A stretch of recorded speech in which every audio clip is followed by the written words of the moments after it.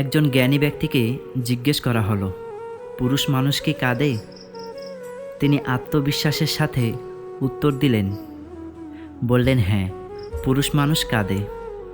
লোকটিকে আবার জিজ্ঞেস করা হলো, পুরুষ মানুষ কখন কাঁদে? তিনি বললেন, বাবা মাকে হারিয়ে পুরুষ কাঁদে। পুরুষ কাঁদে যখন তার সন্তানরা অসুস্থ হয়। পুরুষ কাঁদে যখন তার আদরের মেয়েদের বিয়ে হয়। সন্তানদের অকৃতজ্ঞতা, অহংকার বা পিতামাতার প্রতি অন্যায় আচরণেও পুরুষ কাঁদে।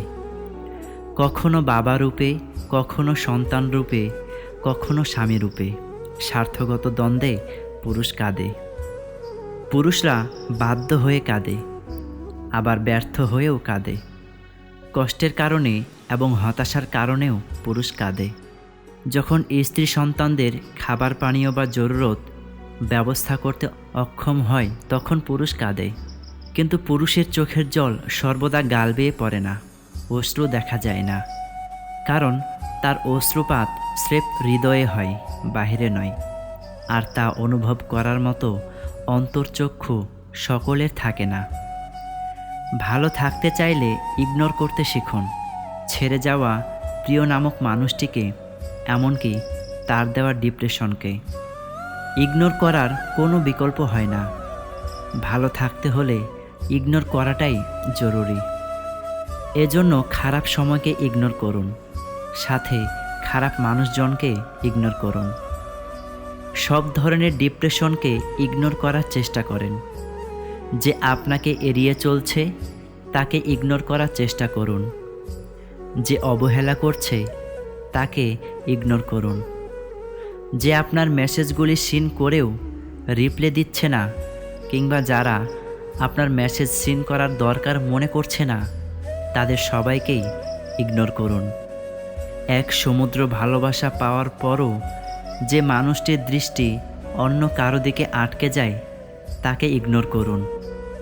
যে মানুষটি আপনার সবটা জেনেও ছেড়ে যেতে চায় তাকে ইগনোর করুন।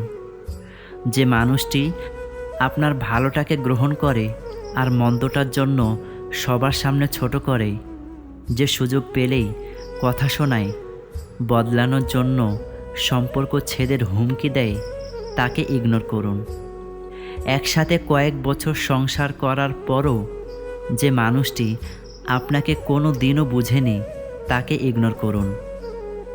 যে মানুষটি কখনো আপনার আত্মত্যাগ অনুভব করেনি তাকে ইগনোর করুন। যে মানুষটি আপনাকে দিনের পর দিন মানসিক অশান্তিতে রাখছে, তিলে তিলে আপনাকে নিঃশেষ করছে, তাকে ইগনোর করুন। দেখবেন জীবনটা অনেক সহজ হয়ে গিয়েছে।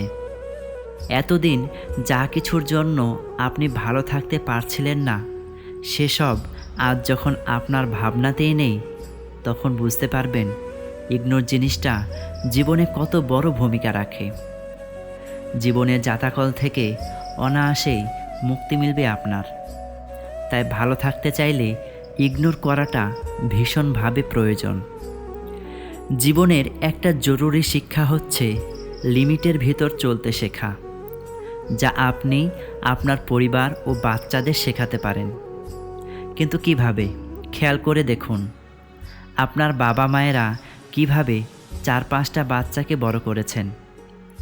তারা বাচ্চাদের লিমিটের ভিতর থাকা শিখিয়েছিলেন। এদিকে 1-2টা বাচ্চা নিয়ে আপনার সংসারের টানাটানি ফুরায় না। কিন্তু কেন? কারণ আমরা কোনো লিমিট নিয়ে চলি না। আনলিমিটেড মানে ওয়েস্টেজ, অপচয়, ধ্বংস, নষ্ট। মনে করে দেখুন, আপনার বাবা মায়েদের সময় একটা মুরগি রান্না করা হলো। বাড়িতে 5 ভাই বোন, কাজের লোক সহ মোট সদস্য 8 জন। আপনার মা সবার জন্য বাটি সিস্টেম করে রেখেছেন। তার হিসাব অনুযায়ী একটা মুরগি তিনি আলু দিয়ে মোটামুটি 1 কড়াই তরকারি করে ফেলতেন। এই এক মুরগিতে আপনারা 8 জন মানুষ দুপুরে এবং রাতে খাবেন। সেইভাবে বাটি সিস্টেম হতো। দুপুরে 1 পিস গোস্ত, ঝোল, আলু। রাতের বেলায় হাড়গোড় থেকে 1 পিস, সাথে ভাজি ডাল এরকম।